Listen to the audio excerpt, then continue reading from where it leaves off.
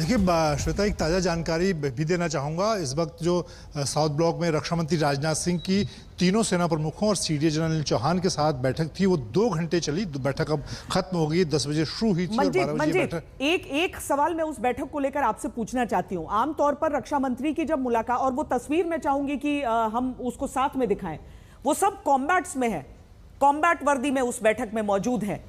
ये हमारी conflict readiness को दिखा रहा है मंजीत। इस पे 2 संदेश दिख रहे हैं श्वेता, अगर आप तस्वीरों को ध्यान से देखें कि एक तो जो तीनों सेना प्रमुख हैं और सीडीएस हैं वो कॉम्बैट ड्रेस में हैं। दूसरा, आप देखिए तस्वीर में सब मुस्कुराते हुए नजर आ रहे हैं। वो एक संदेश है कि भारत की तीनों सेनाएं रक्षा मंत्री को इस बात को लेकर आश्वस्त कर रही हैं कि पिछले 2 दिनों से जो कार्रवाई पाकिस्तान के खिलाफ जवाबी कार्रवाई की, हमने पहले कार्रवाई नहीं की, हमने जो जवाबी कार्रवाई की वो कार्रवाई ठोस और हमारी रणनीति के हिसाब से की गई और कोई चिंता की बात नहीं है। पाकिस्तान अगर ऐसे और भी कार्रवाई करेगा तो उसका जवाब दिया जाएगा। और भारत ने पिछले 2 दिनों में, भारत की सेना, वायुसेना ने ठोस तरीके से पाकिस्तान को जवाब दिया है।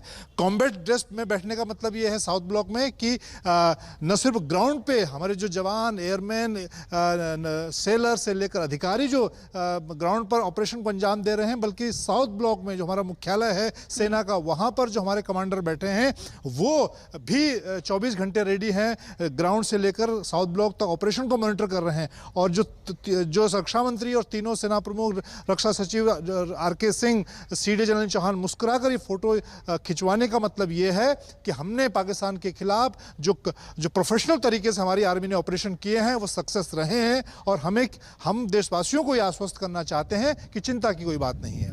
और साथ ही मंजीत, एक और बात हो जाती है ना कि क्या हम केवल पलटवार करेंगे या फिर एक बार, मतलब क्योंकि जैसे आतंक के ठिकानों पर भारत की तरफ से वार किया गया, पहलगाम के बाद एक जवाब दिया गया, अभी पाकिस्तान अगर ऐसी उकसाऊ कार्रवाई करता है तो भारत का रोल अभी आपको, आपकी एनालिसिस में आपको केवल डिफेंसिव दिख रहा है कि हम उस समय उसका जवाब देंगे?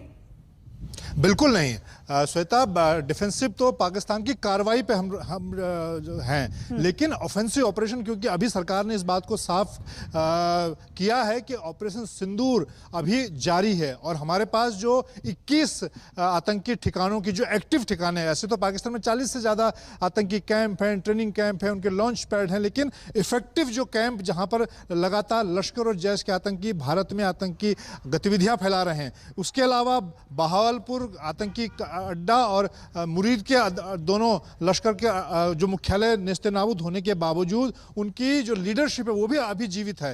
हाफिज सईद जिंदा है, मसूद अजहर जिंदा है, उनके नंबर 2 जिंदा है। तो हमारी कार्रवाई तब तक खत्म नहीं होगी और उनके खिलाफ ऑफेंसिव एक्शन जरूर होंगे। इसमें देशवासियों को और प्रधानमंत्री नरेंद्र मोदी ने लगातार चीज़ों को क्लियर किया। आपने देखा अभी तक प्रधानमंत्री नरेंद्र मोदी ने, जो कि इस पूरे ऑपरेशन के सुप्रीम कमांडर हैं, मैंने कल एक स्टोरी आज तक पर की थी कि किस तरह से इस पूरे ऑपरेशन को अगर आप देखें तो सेना, प्रधानमंत्री नरेंद्र मोदी ने जो सेना की रणनीति होती है उस तरह से इसको एग्जीक्यूट किया। आप देखें प्रधानमंत्री नरेंद्र मोदी वैसे तो रक्षा मंत्री, राष्ट्रपति सुप्रीम कमांडर होती हैं, लेकिन इस पूरे ऑपरेशन सिंदूर में सुप्रीम कमांडर प्रधानमंत्री नरेंद्र मोदी हैं, जो डे टू डे मीटिंग कर रहे हैं, हर मिनट 1-to-1 रक्षा मंत्री से, सेना प्रमुख से, नौसेना प्रमुख से, वायुसेना प्रमुख से, सीडीएस से बैठक कर रहे हैं।